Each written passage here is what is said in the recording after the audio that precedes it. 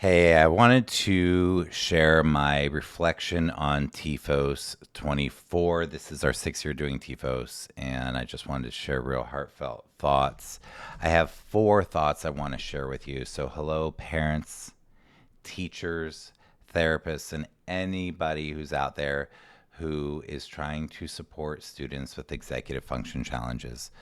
I am so grateful that you're here and that you're participated in TIFOS this year, the Executive Function Online Summit Year 6. So I have 4 things I want to say to you. First of all, honestly, from the bottom of my heart, thank you, parents. And thank you, teachers and therapists, everybody, for being here. But thank you, parents, for being here. So many parents say that they don't know if they're doing the right thing. They want to make sure they're doing the right thing. They want to do right by their kids. They are very concerned that they don't have the instruction books for their complicated kiddos. And one of the things, there are some themes that come up every year. And one of the themes that came up over and over and over this year, again, is that you are here because you are here, because you do things like this. People like us, compassionate, what I call compassionate and proactive parents and educators, people like us do things like this. They take time and energy to learn about the needs of their children. You are one of those parents. And thank you. You matter. That is why I do TIFOS, is for you, for parents, even though we have a lot of other people that come. My intention is to give to parents tools to support kids with executive function challenges. This is for you. I create this for you, but you make it. Your attendance, your participation, your presence, your heart showing up and diving in and learning and taking notes and trying to apply things to support your kiddo, you make this what it is. Thank you for your heart. Thank you for participating. Thank you for being here. And most of all, thank you for supporting kids and for seeing that neurodivergent kids with executive function challenges have needs that we need to take time to understand. Thank you for taking the time. Thank you for supporting kids. Number 2, out of 4 reflections, I want to send a heartfelt thanks to the speakers. So getting the speakers is a lot. Interviewing the speakers is a lot. And me and my little team spend a lot of time and energy really trying to create this amazing weekend immersion experience for you. But you speakers, thank you. Because you speakers have spent, many of you, decades of your life in service of kids and families. And to hear, I have the privilege of being able to interview all of you, and to hear you say the same themes that other speakers say in your own way after your decades of experience in the trenches, helping people create change in their lives. It's such a gift for me, and it's such a gift for us, the TIFOS community, to hear your wisdom in a very practical, heartfelt way. I just appreciate you for bringing your heart and your experience and sharing this generously with people so that they can support their kids. So speakers, again, from the bottom of my heart, you also make TIFOS.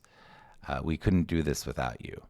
And I'm always amazed every year by what I hear. Next, I want to talk about lessons from TIFOS this year. Every year at TIFOS, themes emerge naturally. Like, it's just as I'm interviewing everybody, and this year I think there were like 42 speakers, and I'm hearing themes emerge. It's like there's something in the air every year, and it's something different in the air every year. And there's a certain vibe. It's as if people all around the world are going through similar nuanced challenges. I don't know how to explain it, but the point is that these themes and these sort of vibes start to emerge, and I want to talk about a couple of those. So the way that I figure out what these are is, one is by interviewing the speakers and hearing what they're saying. 2 is through the Facebook groups but mainly the TIFOS Facebook group. And then I have a couple of others where people talk about TIFOS. But seeing all of the parents and teachers commenting in those Facebook groups, hundreds or thousands of messages, and seeing what sort of themes emerge naturally, and then emails that people send me. So we get hundreds of emails during TIFOS, and I hear people's life stories often in these emails, and there are these themes that come up. Theme number one that came up this year is the tech challenges, worse than ever before. And the reality of these challenges and the reality of how difficult it is for families to work with this, for kids to work with this, and the consequences or potential consequences on people's lives because of tech addiction or tech overuse or involvement in tech in our life. And that was the big one. And my thought on that and my reflection on that is that life is short. It's a blip. We have this gift of life. And that the most important thing to me, and you may disagree with me, but for me, the most important thing in life is our relationships, present time with the people that we care about. It could be family, friends, colleagues, whatever, as strangers, our communities, people we're walking by down the street. The most important thing in our life is our relationships. Also, I'm an animal lover. Our relationships with animals, nature, the world, the earth, the planet. That is very important to me also, because if we don't care for that, then there's no home for our kids in the first place. Either way, the tech, for me, at the core of the tech problem is its interference with quality of life, particularly the most important thing in life, which again to me is our relationships. Quality, present time with the things that matter most to us. Our relationships with people, the environment, animals, family, friends, whatever. Present quality time with the things that matter most to us is what's most important in life. And the tech interferes with that. And that it was just so plain this year. And so that was a huge theme. Number two is the suffering. Just with a lot of the comments and emails and stuff, that you're not alone. The suffering is real. People are really suffering. Kids are really suffering with not feeling good about themselves, not feeling like they can handle and manage the things that they're expected to do, and the demands of life on them, and the responsibilities, and not knowing how to navigate that. So the kids' stress and overwhelm and anxiety and depression and all of these things, and then the parents suffering. There are so many parents that they're telling their stories, and there's a lot of people hurting and suffering and really looking for answers. And what I want to say with that reflection is it just struck me this year, and you can feel it when you go through the comments that people write and the emails that they send. You can feel this deep sense of just people searching for solutions and stuff. And what I want to say is that you are not alone, obviously, or I wouldn't be saying that this is a pattern. You're not alone. You're not alone. Find your community, whether it's online, whether it's in person, whatever, but find your people. They are there. Find your people. I say compassionate, proactive people, but find your people that get it, and connect with them and give to them and receive from them. Support each other. So you're not alone. And number two, success. People have transformative experiences. People experience change. Not only is it possible, it's extremely possible. It happens. Apply solutions that work for you in your heart with your family and things that make sense to you. I don't care if you use things from TIFOS or my work or other people's work. There are so many people out there doing good work. Do something and keep doing it. Change is so possible. It matters. So I wanted to mention that. The third theme that really popped up again is the relationship. And this really came again from the speakers, but so many of them talk so much about connection and relationship and presence, as I mentioned a bit before with the tech problem. But relationship is number one. It's the most important thing as far as I'm concerned. And again, it comes up as like such an important thing as these speakers are talking. So we're thinking about executive function. People are often thinking about school struggles, grades, things like this. But at the heart of this, again, it comes back to relationship. And then the last one, number 4, as far as the lessons, is the nervous system. So many of the speakers speak about the nervous system in one way or another, and regulating emotions, emotional regulation, mental health, how our nervous systems are responding to the world. And when we adults who are supporting these kids learn more about our nervous systems and relationship and work on that stuff, that is one of the best things that we can do to support them.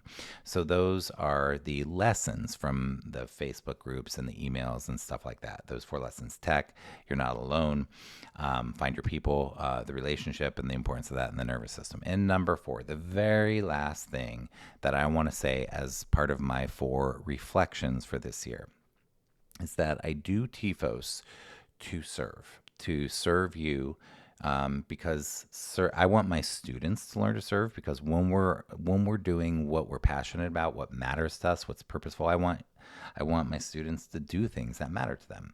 And I don't talk about this a lot, but I want them to live a life of service. That's really the secret, as far as I'm concerned, to joy and meaning and purpose in life is a life of service. So I want my students to have a great life. But part of having a great life is great relationships, emotional regulation, working with that sort of stuff, but also the ability to do work that matters and to serve in a way that it matters to the individual. So I do TFOS to help parents and teachers and therapists help the kids that they care about. But I also do TFOS to get the word out. It was my 6th year. I don't know how long I'll do it. I'm thinking now maybe I should stop at 10 years. It's a lot to put together, but I love it. It's a labor of love for sure. But I want to ask that on my number 4 on reflection, that not only do I do this to serve you, but I also want to get the word out. Please help get the term executive function into the vernacular in a meaningful way. Not just so that people are throwing it around, but so that people understand it. Please share what it is with people, with friends, with family, with teachers. People don't know what it is. And the problem with that is that kids suffer because they are misunderstood. Because adults who don't understand executive function think that a child is just being willful or defiant or doesn't try or doesn't care about school or is unmotivated and just needs to motivate themselves and work harder, and these sorts of misunderstandings that are so deeply, deeply painful to kids because it's not based in what's actually going on, and they form beliefs about themselves trying to figure out, what's wrong with me? Am I broken? Do I need to be fixed? What do I do? And that sort of little t trauma over time on a child's life is so disturbing to me. And it's something that we can all do something about. So that is my number 4, that this is executive function is a quality of life issue. Get the word out. Help people understand what executive function is, that it exists. That is, after TFOS, you should have hopefully a very good understanding of what executive function is. And what I did with the speaker videos this year in terms of each of them defining it, like going through those again, you can create your own definition so that you feel really solid about it, and you can help to get the word out, because what you do matters. And I really, that's just my ask from you, is just to help teach people about executive function. Just whatever you know, just help get the word out so that kids can be understood. Because when they're properly understood, we can meet their needs more effectively. And obviously, they can have a better quality of life. So thank you. If I look a little bit tired and loopy, I am. My name's Seth Perler. ExecutiveFunctionSummit.com was the summit.